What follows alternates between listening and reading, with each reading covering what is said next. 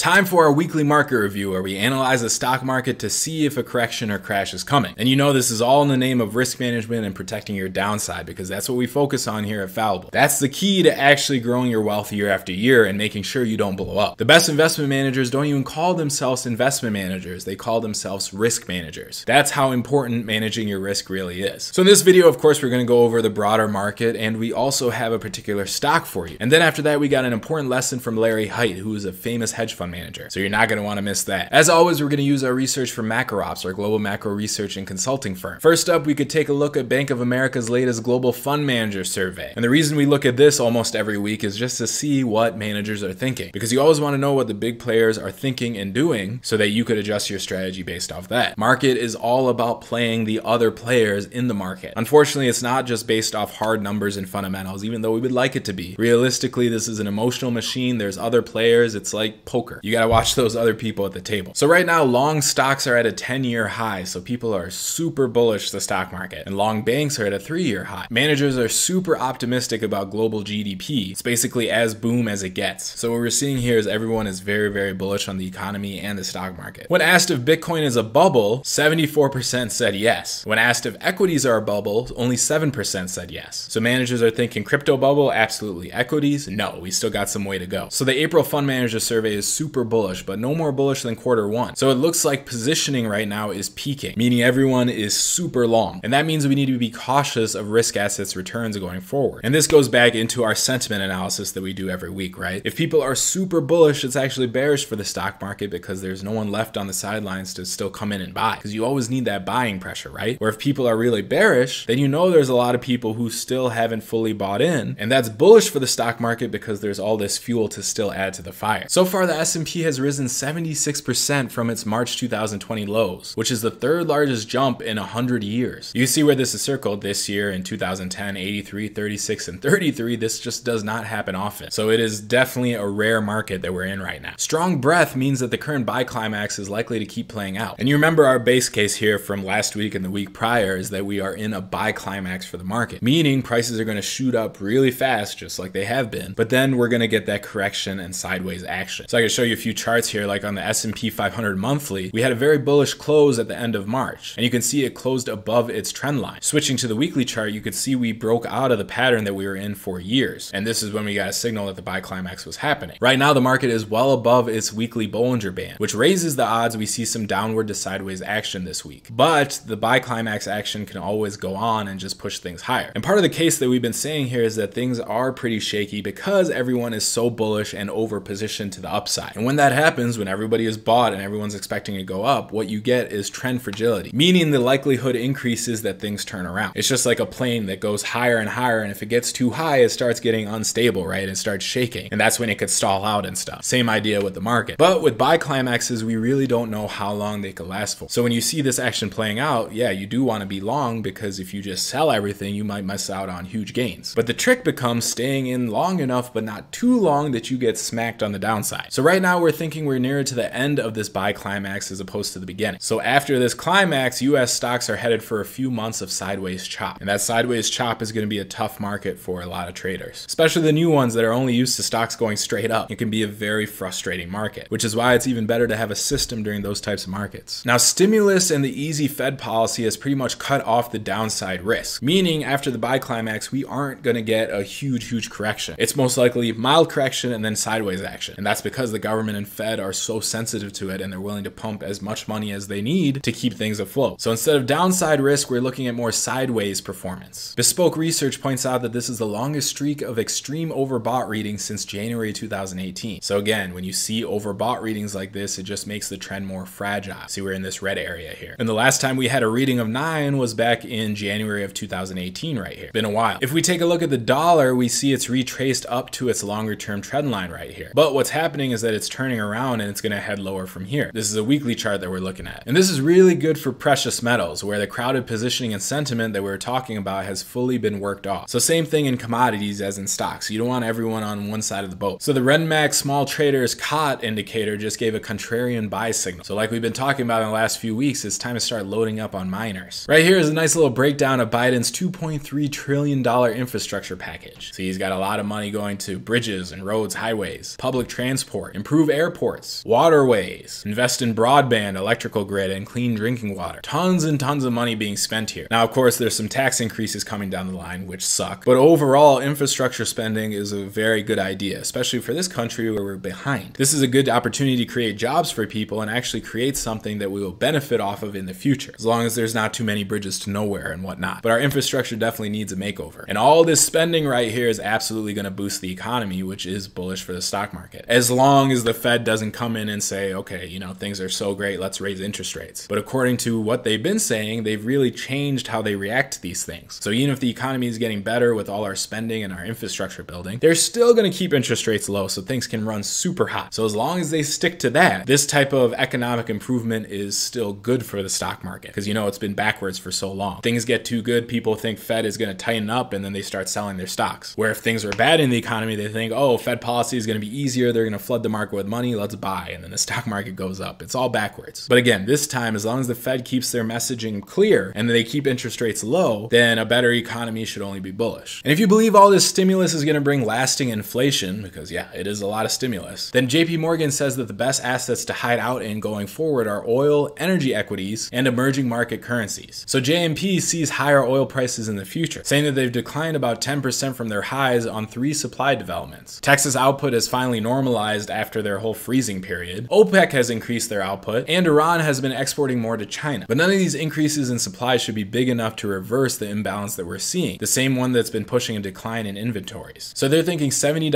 oil will be reached in the second half. So there's going to be a lot of plays in the energy space happening. So we've been looking at a lot of those plays, and one we like in particular is a Canadian producer called Ark Resources. And this is a different Ark, not the Cathy Wood. But you can see the stock right here is about to complete a 24-month inverted head and shoulders bottom, and it's very cheap by historical standards. The company cleaned up its balance sheet and pays out a 3% dividend yield. So definitely a good opportunity here. Now, I wanted to go over an important lesson from Larry Hite, who is a famous hedge fund manager, and he's actually one of the forefathers of systems trading, and you'll kind of see why when we go through this quote. He said, remember, in life, time rather than money is the most important currency, and we all have only a finite amount of time, at least until they figured out life extension. You can win money, lose money, and earn it back again, but time is something that you can never get back. So making good decisions with the odds on your side is the best way we can give ourselves more time, or said another way, freedom. Now, if you know me, you already know I absolutely love this quote because I fully agree with it, and you know, of course I would, because I'm a systems trader too. One of the biggest benefits I ever got from switching to a system is the amount of time that I've gotten back. Like when we talk about our Fallible system, we say that it takes less than 15 minutes a week to use. And that's true because we barely have to look at markets. We just get alerts from the system whenever it's buying or selling something. And even without alerts, it's all planned ahead of time, so you could kind of set orders in that will automatically trigger. So I get these alerts and all our Fallible members get them too. And it just makes life so much easier because I don't have to look at the market every day. Honestly, I wouldn't look at the market at all except for like once a week, but I gotta make these videos, right? And it's a weird concept to think about because you would think to be really good at something and to stay on top of something, you know, you gotta be researching it every day. But that's not how it works when you have a system in place. Because yeah, in most things it does pay to really keep an eye on it and really study every day. But one drawback that can happen from that, which especially happens in the stock market to a lot of us, is that after staring at the market all day, we get itchy. We want to take some action. But in reality, what do we know about the market? It's supposed to be boring because investing is supposed to be boring. Most of it is just supposed to be sitting and patiently waiting and let the stock do what it's going to do. But if you're constantly involved every day, checking the charts, looking at all this research, then your mind is going to want to act. And then you get into the problems of over trading, making stupid trades, doing stuff outside of your system or your strategy,